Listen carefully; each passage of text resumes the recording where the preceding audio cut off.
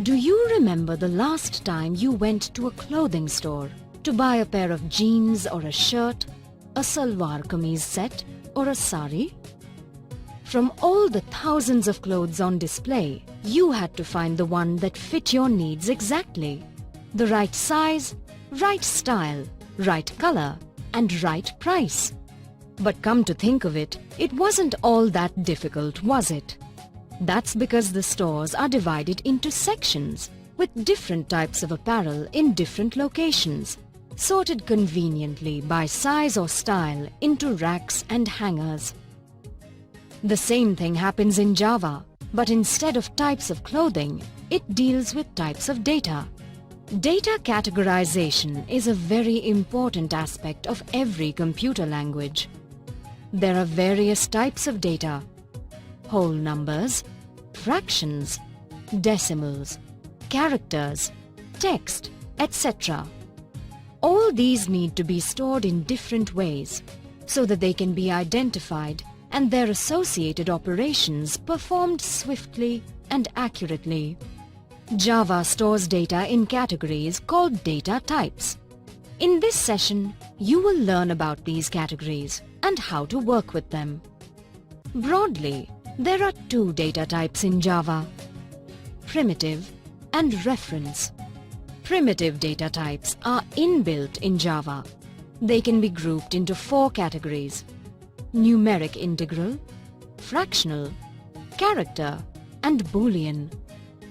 Reference data types are constructed from primitive data types and include any instantiable classes, arrays, and interfaces.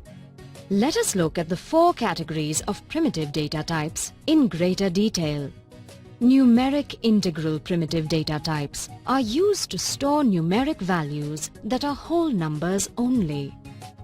The numeric integral category includes four data types: byte, short, int, and long.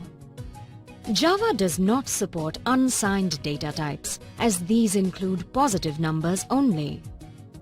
In Java, you can store all numeric types, negative as well as positive. Fractional primitive data types store fractional numbers, that is, numbers with decimal points, also called floating point data types. The fractional category includes two data types: float and double. Character primitive data types store characters or letters. The character category includes just one data type: char. Boolean primitive data types store Boolean values. A Boolean value has to be either true or false. You need to use certain symbols along with the values to indicate corresponding data types. For example, the suffix small l or capital L is used to indicate a long data type. So 30 capital L would indicate that this is a long integer with a value of 30. Similarly, small d or capital D indicates double data type. Small f or capital F indicates float data type, etc. Take a close look at the displayed table to understand how values are written to indicate data types. Variables are nothing but named memory locations to store values. This means that when you create a variable, you reserve some space in the memory to store a particular value. The values of variables can be changed or manipulated during runtime, that is, during execution of the program. Variables can store integers, decimals, or characters, depending on the data types within them. For instance, you can use the variable marks to store the marks of a student. This variable will be able to store integer or decimal values. You need to declare variables in a program before you can use them. A variable is declared in two parts. The first part is the type name, which can be any Java data type.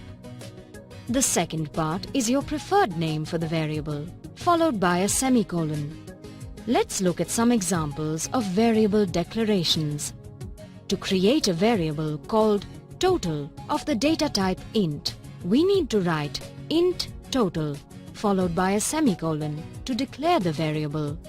Similarly, to create a variable called marks of the data type float, we need to write float marks followed by a semicolon to declare the variable. Both these declarations are simple definitions. Simple definitions comprise a type specifier followed by a variable name or identifier followed by a semicolon. Sometimes, you may need to use a data type with more than one identifier or variable. In such cases, list the identifiers one after the other, separated by commas before the semicolon. Once you declare a variable, it is ready for use. You can then assign an initial value to the variable. Initial value, also called default value, is the first value specified while defining a variable. A variable with the first value declared is said to be an initialized variable. Let us look at an example. Here, we are assigning an initial value of 100 to the variable VAL, which is an int data type. We are also assigning a value of 10.5 to variable width, which is a double data type. While writing programs, you will sometimes deal with values that will remain the same throughout program execution. These values are called constants. For example, if you are tracking the marks that students receive in various examinations, then their names are values that will not change. In this case, their names are constants. While programming, it will help you to give names to these constant values. Constants also need to be declared before use. A constant can be declared by adding the keyword final immediately before the data type. The naming conventions of constants follow the same rules as variables, but sometimes programmers write constant names in all caps. This is not a requirement. Once a constant is declared, its value cannot be modified in the program. Let us declare a constant named rate with a value of 0.10. We have to write the word final first, then the data type, followed by the name of the constant and the value.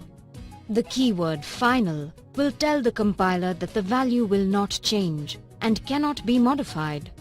Constants provide us with two big advantages. In the first place, it makes the program easy to read and check for correctness. Secondly, if a constant needs to be changed for some reason, for example, a woman may want to change her surname in all her college records after marriage, then all you need to do is change the declaration. You don't need to go through the whole program and search for every occurrence and then change them all individually. This makes the program user-friendly. Now let us look at a code snippet to better understand the concepts we have learned. This code calculates tax on a taxable income of Rs 4 lakh, where the tax rate is fixed at 2%. Here, the data type used is double. The variables are inc and tax, which means they can change during execution. For instance, the value of the variable tax could be initialized as 0 during declaration. Later, it could be changed according to a formula. But the tax rate is constant. The value of the constant tax rate will not change during program execution, as it is declared as final. It is time for a small knowledge check. Select the correct option and click Submit. Select the correct option and click Submit. Select the correct option and click Submit. Let us summarize what you have learnt in this animation.